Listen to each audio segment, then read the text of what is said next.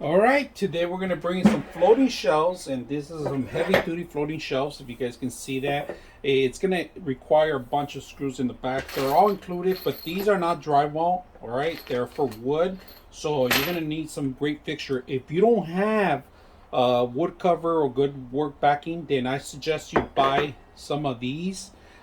These are actually really good for a drywall. They could hold almost some 100 pounds if you add them together.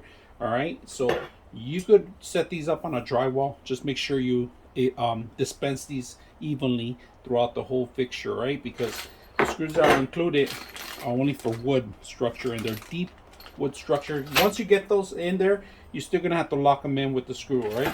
And they do give you the screwdriver, the little tiny ones that go in there, embedded in here. So they go through the bottom. This is the bottom that we're looking at.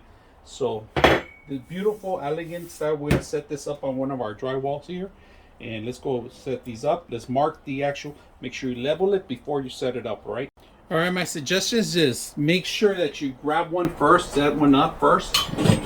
Make sure you balance this out properly. All right. Make sure you center it. It's not gonna be crooked, and then start marking them. So once you screw the holes in, you do just the tips if you guys see it. And all you gotta do is put this one in there. And it's in there, perfect flush. So now we're able to put almost 100 pounds if we distribute the actual weight. All right, if you guys can see, this is sturdy enough to hang in here. I set up all the screws and everything is super tight, super really good. So we're gonna start hanging the things up. We're gonna put a couple weights on it, but we're gonna actually add a couple things on the top to decorate in here. So let's go ahead and do that. We feel confident enough where we can set this up and it won't fall. Perfect.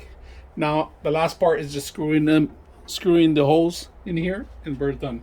And you have to lift it up a little bit. There we go. Nice and tight. And there we have it.